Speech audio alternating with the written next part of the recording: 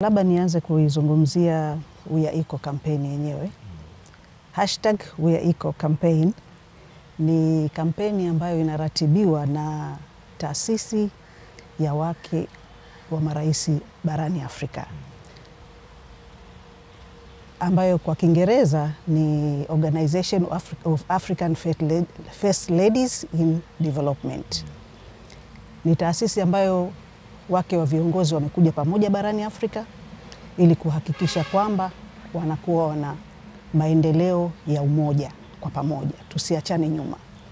Kwa hiyo akina mama wake wa marais wameamua kuja pamoja kuyaangalia masuala mazima ya maendeleo, lakini ina eneo lake maalum ambalo wamelipa kipaumbele eneo la afya, elimu, swala zima la ukatili wa kijinsia na ushirikishwaji wa mwanamke katika sekta ya uchumi.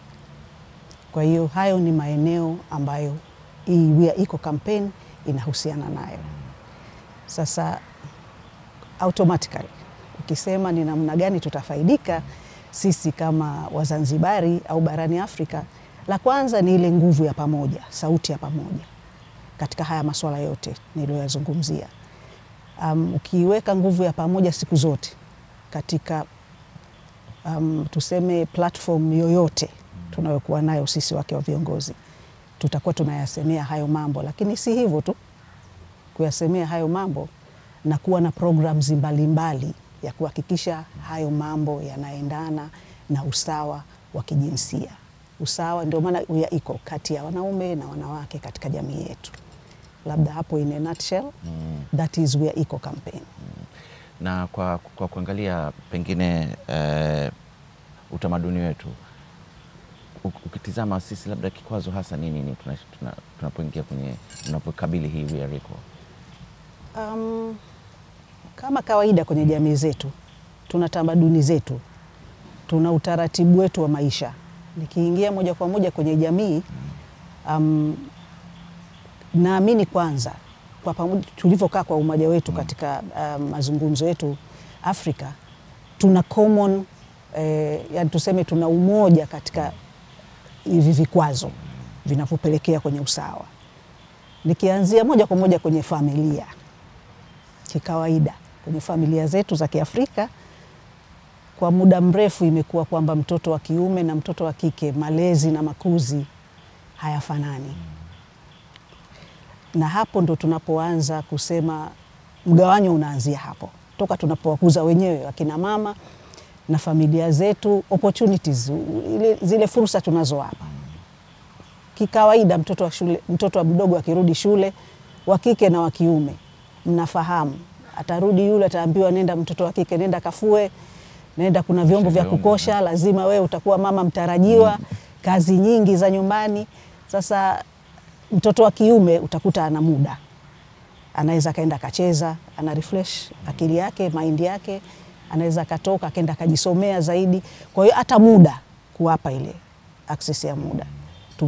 Kwenye jamii tayari tunakuwa kama tunamtenga mtoto wa kike asiweze kutumia muda wake vizuri, labda kujisomea na kuweza kuwa katika usawa na mwenzake wa kiume. Kwa hiyo factors yani zinaanza hapo hapo. Lakini pia kuwa mtoto wa kike tu. Kuwa mtoto wa kike ukizaliwa, kuna mambo ambayo yanakufanya tayari usawa wako wewe bila kusaidiwa utakuwa ni mgumu sana. Mfano unapofika binti anakuwa, anapofika ule umri wa balehe, watoto wa kike wanakuwa na hedhi. Kama familia haina uwezo, pale sasa tayari unaanza kuona mgawanyo wa mtoto wa kike na wa kiume unatokea. Mtoto wa kike anaanza kukosa kwenda shule. Imagine akikosa siku 3-4 za kila mwezi kwa sababu hawezi kujihifadhi sawa sawa, mwingine anaona bora nisiende, taenda kuadhirika. Mpaka katika mwaka amekosa siku ngapi? Hizo 4 mara 12 zitakuwa. Kwa hiyo maendeleo yake ya kila siku yanaanza kuwa tofauti. Kwa kama ninavyosema, kuna vikwazo hapa na pale ambavyo bila sisi kuvichukulia maamuzi ya kuvikwamua, mtoto wa kike atabaki nyuma kabisa. Tumeona uenda kuzindua katika ile kambi ya matibabu ya maisha bora, afya bora, sio? Ndio. Afya bora maisha bora. Kwa nini ulilenga pale? Nililenga pale kwa sababu kubwa. Kwanza kuna mfanano mkubwa sana kati ya hii kampeni na nini Zanzibar Maisha Bora Foundation inafanya, especially kupitia ile kambi yake ya afya bora maisha bora. Kama nilivyosema, yale maeneo kwenye eneo la afya, ile kambi kimsingi, labda nirudi nyuma kidogo, tulipoianzisha ilikuwa ni zaidi ya matibabu na ya kumsaidia kuongeza uwigo wa kutoa huduma kwa maeneo ambayo hayafikiki kirahisi au ya pembezoni. Unaweza ukaona hospitali ipo, lakini watu waliokuja pale, tujiulize swali, watu wanakuja pale ni wengi mpaka unajiuliza hospitali iko hapa. Kwa nini hawaingii hospitali, wanakuja kwenye kambi ya matibabu? Kuna imani, kuna urahisi, lakini imekuwa kama ni one stop center ambayo ina huduma nyingi. Nikiangalia pale kwenye ile kambi yetu, sio tu tunahudumia kupima na kutoa huduma za matibabu na upasuaji pia tunafanya, lakini vile vile tumekwenda kwenye huduma nyingine kama za kutoa ushauri nasaha, huduma za kutoa ushauri wa kisheria kwa wale wahanga wa ukatili, huwa tunafanya pale. Vile vile tunatoa sehemu mbalimbali masuala ya lishe bora. Kwa hiyo tuna uwigo mpana. Kwa hiyo niliona mimi ni sehemu yangu nzuri ya kuweza kuzindua hiyo kampeni yangu, na pia kuwaonyesha wenzangu kwamba Zanzibar Maisha Bora Foundation au mimi nilishaanza siku nyingi. Kwa hiyo ni muendelezo wa ile kampeni. Na kwenye kituo kila mtu anaruhusiwa kuja hapo? Anakuja mtu yoyote, mwanamke, mwanaume, watoto, vijana. Tena mara nyingi zile huduma ukiziangalia, tumelenga zaidi kumnyanyua mtoto wa kike zaidi, kwa sababu ukiangalia zile huduma kuna nyingi zinazohusiana na kina mama na watoto. Lakini kama ulivyoona this time tumeongeza juhudi, tukaenda mpaka kuwa tunapima kansa ya prostate kwa wanaume. Tumeona kwamba tusiache, tukaendelea kukazana na kina mama, lakini hii kansa pia imekuwa ni tatizo kwenye jamii. Kwa hiyo tumeingiza na wao pia walikuwa wanapata opportunity ya kuja pale kupima. Kwa hiyo hata hii We Are Recall ilivyokuja, wewe tayari ulikuwa umeshapiga hatua kadhaa. Yaani ninasema kwa sauti kubwa kabisa, kwangu mimi ilikuwa ni furaha kubwa kwenda kuiona hiyo kampeni ya We Are Equal, na kama ulisikia sisi ndo tulikuwa wa mwisho kuingia kwenye hiyo kampeni. Lakini kwa mwisho sio kwa sababu kwamba tulikaa nyuma. Mimi nimejiunga mwaka jana kwenye hii taasisi ya wake wa viongozi, lakini wakati nimejiunga nafurahi kusema nimefika pale nikakuta masuala wanayoyafanya mimi nilikuwa nishaanza. Kwa hiyo ninaamini sana huko tunakoelekea mbele, Zanzibar na Tanzania kwa ujumla tutaendelea tu kunufaika, kwa sababu sisi tumeshaanza. Kwa hiyo tutaongeza tu umahiri wetu, na kwa sababu hii taasisi itajijenga kukuangalia unafanya nini, tunaweza tukaongezewa utaalamu na kuongezewa rasilimali fedha. Kwa hiyo tutajikita zaidi kuboresha yale tunayoyafanya. Mpaka sasa katika hiyo taasisi mmeweza kufikia watu ngapi? Katika hii kampeni ya afya bora maisha bora tumeweza kufikia watu zaidi ya 21,000. Na kampeni yetu hii ilikuwa kwanza, tulipoanza ni kwamba tuende mikoa yote 5 kwanza. Alafu tukae chini tufanye tathmini. Na sasa tumeshafanya kambi ya 4. Tutaenda ya 5. Na tulijiwekea malengo ya kufikia watu 25,000. Sasa hivi tumeshafikia 21,000 na zaidi. Kwa hiyo tuko zaidi ya 80%. Tuna uhakika tutavuka lengo kwa kambi iliyobaki, na tutafanya tathmini na tuone tunawezaje kuiboresha zaidi katika muendelezo wake wa kambi hii. Tukitizama hii kampeni ya We Are Equal, najua ulikutana na wake wa marais wengine. Mkikaa mnazungumza, mnaona mnataka kwenda wapi? La kwanza kubwa kwetu sisi lilikuwa ni kwamba twende kwa pamoja. Na ndio maana umetokea huu umoja. Twende kwa pamoja kama nchi za Afrika.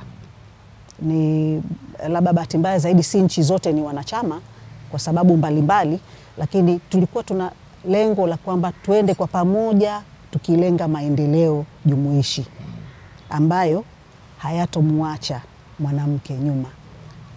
Tukiamini kabisa mwanamke yuko katika kiini cha maendeleo ya jamii yoyote. Maendeleo endelevu tunayoyataka bila ya mwanamke hatutoyafikia haraka, na labda hatutoyafikia kabisa. kwa sababu yeye ndio yuko katikati ya jamii. Kwa hiyo hicho ndio kitu kwetu sisi kikubwa tulichokiona, na tunaona tuna nguvu kubwa ya kuongeza kusukuma Afrika, na vile vile ukweli unabaki ni kuwasaidia pia akina baba waliokuwepo madarakani kuweza pia kufikia malengo yao. Na sasa kubadilisha mtazamo sio kazi rahisi katika jamii kama walivyosema, tangu katika ngazi ya familia kabisa watoto wanakuzwa hivyo. Tunafanyaje? Ni elimu tu. Na ndio maana tunakuja na hizi program mbalimbali. Yaani kiini cha mabadiliko yoyote ni elimu. Na elimu ya kutumia sisi wenyewe. Kwa sababu haya mabadiliko, haya hizi tabia, haya makuzi katika jamii, mahusiano katika jamii, kila jamii na ya kwake. Kwa hiyo ni elimu ambayo tunatakiwa sisi wenyewe jamii, kupitia vijana wetu, kupitia wanawake wetu wenyewe tuweze kuelimishana. Ndio kupitia majukwaa mbalimbali. Lakini msingi wake ni elimu. Na ambayo sisi tumeiona. Wote kwa pamoja, siwaachi, kwa maana jamii yote. Kwa sababu pia bila kumshirikisha mwanamume ni tatizo. Nataka kutolea mfano mmoja. Tuna tatizo la anemia. Katika hizi kambi tulivyopita, tukaja kugundua kwamba kila tukipima watu, asilimia kubwa ya watu tunawaona wana safura, wana upungufu wa damu. Sasa tukawa tunasema tufanye nini? Na sisi uzuri wa kambi yetu ni kwamba tunapokusanya hizi takwimu tunashirikiana na Wizara ya Afya. Tunawaambia jamani, mbona maeneo ya huku pembezoni huku kuna safura. Kwa hiyo tukaanza kwamba kuelimishana namna ya lishe bora. Upungufu wa damu unatokana na kutokula vizuri.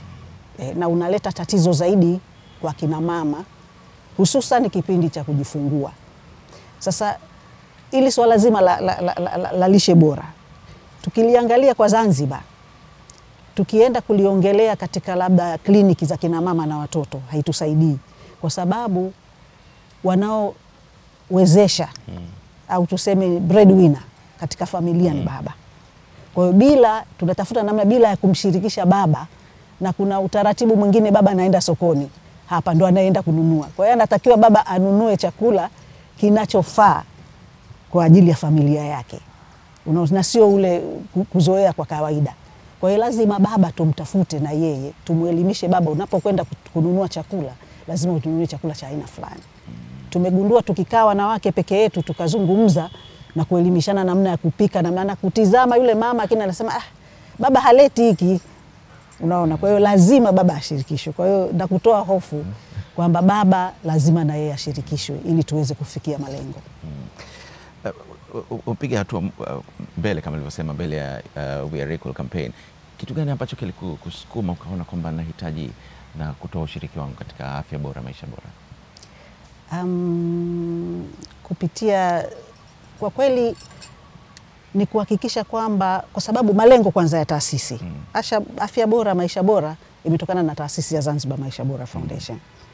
Na malengo ya taasisi kwanza kubwa ni ya kuhakikisha kwamba tunaunga mkono juhudi za serikali katika kufikia maendeleo endelevu ya watu wake, tukihusisha zaidi wanawake, watoto na vijana.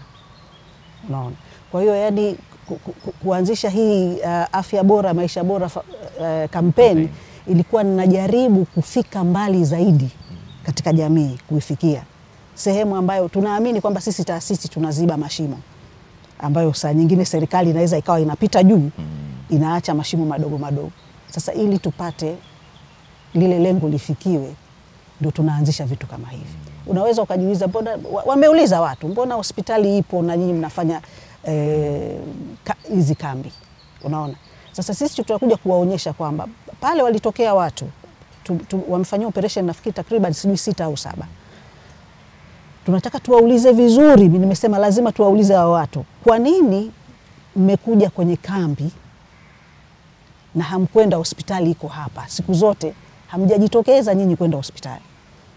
Kwa nini kwenye kambi? Lazima kuna sababu Salim za kwenye jamii. Wanakuwa wengine ni fikra, na wengine kuna lile swala la kwamba akisikia kwamba ni kambi bure inamfanya atoke, anaona ngoja niende. Lakini na kubwa lingine ni kwamba ni ngumu sana au utaratibu mgumu sana kwa mtu ambaye haumwi kuingia hospitali. Lakini sisi tunasema kwamba njoo pima afya. Kwa hiyo ni tuseme ni komponenti muhimu sana katika nani yetu. Kwanza kuwapa ile tabia ya kusema pima afya yako.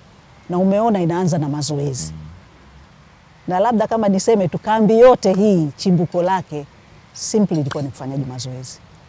Miaka 2 nyuma huko nilikuwa nimejitolea tu kusema ngoja nikafanye mazoezi na jamii, alafu tuwaeleze umuhimu wa kufanya mazoezi na kuwa vizuri. Jamii yoyote imara inajengwa na wananchi imara wenye afya njema. Na nikiwaambia jamani, tukiwa tuna afya nzuri tutapunguza mabajeti ya Wizara ya Afya ya kwenda kuchukua dawa kila siku, tutaongeza ufanisi katika kazi zetu. Kwa hiyo tulianza hivyo, lakini baadaye tukawa tunaona tuna watu wengi, tukasema hapana, tupanue. Kwa hiyo ile kambi imeanza kukua taratibu, ambayo mimi pia nina furaha sana kuona hata ilipofikia, na ninaamini itakuwa zaidi. Kwa hiyo tuna sababu ya msingi. Sawa. Hongera sana. Asante sana. Crown Media. Hapa ni nyumbani.